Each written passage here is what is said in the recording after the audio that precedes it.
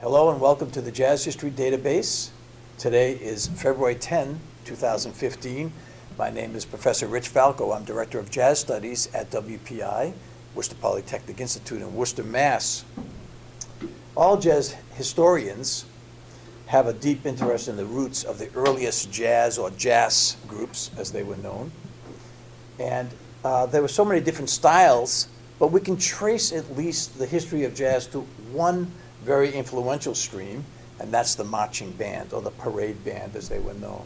The earliest Dixieland bands, understandably, created a very tight and small ensemble, taking instruments from the ever-popular bands, and they would be then one trumpet, one clarinet, and one trombone.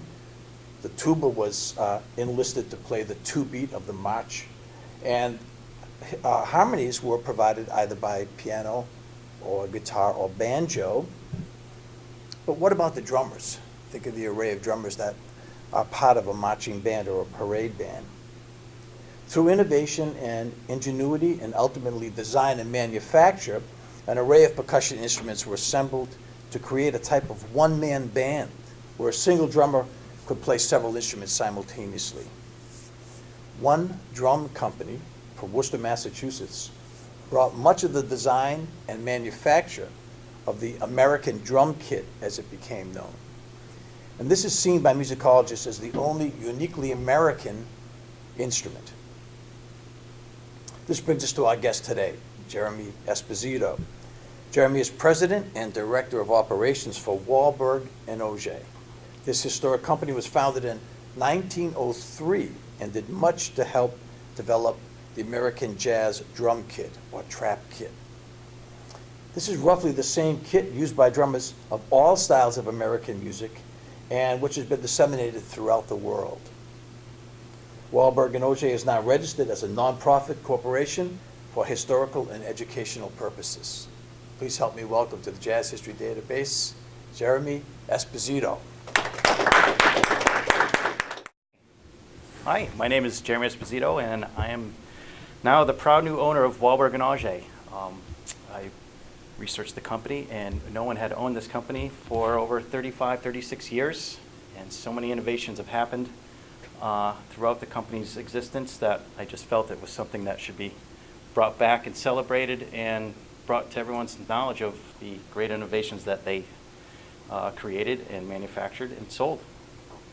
So, let me begin here. So this is the history and future of America's most important and innovative drum company.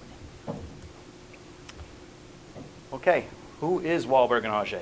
So essentially, Walberg and Auge was once a band, musical instrument manufacturing company, a repair shop, and a music retail store. They were established in 1903 in Worcester, Massachusetts, and their initial building was on 86 Mechanic Street, which if you went there right now, is the parking lot of the Worcester Central, in case you want to go look for it. That's where it'll be. It was founded by Bernard Walberg and Alphonse Auge, and they stayed in business till about 1978. And this is a quick overview of this picture right here.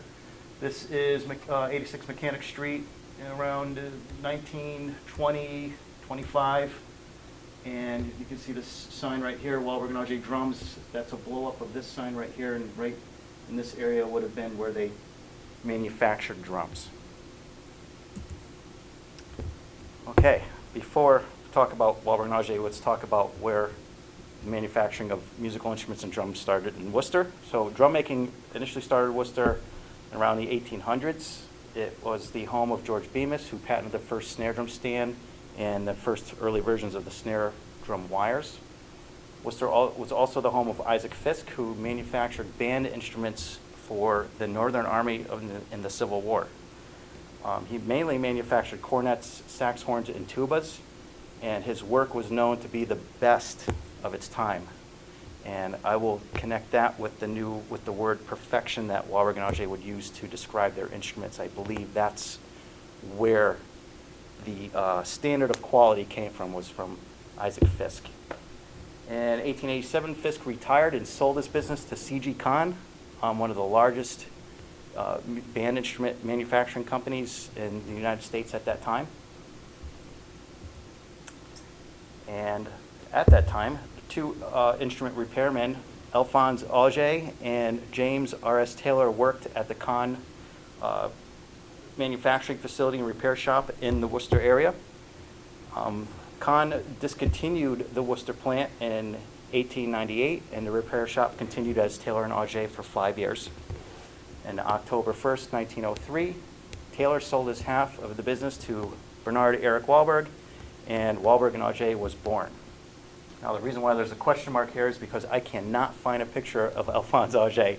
If anyone can find one, please report it to myself or Mr. Falco, and we'll get that going as soon as possible. It'd be nice to see those two guys together again.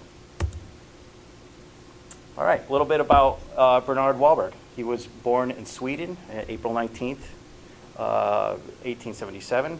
His parents, Eric and Augusta Walberg, were both natives of Sweden.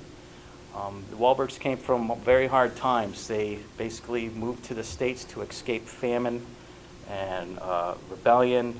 It was very difficult times in Sweden.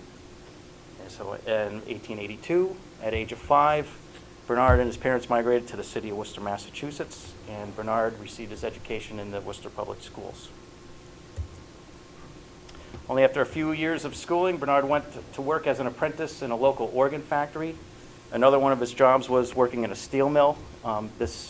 Where he invented his first invention was the music pin to hold music on a music stand, and this was known as the company's first manufactured product and invention.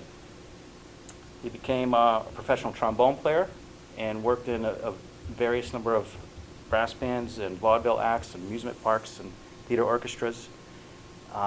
And during the early times of Walberg and Auge, he also worked as a musician, probably to have an income and a salary while building a business.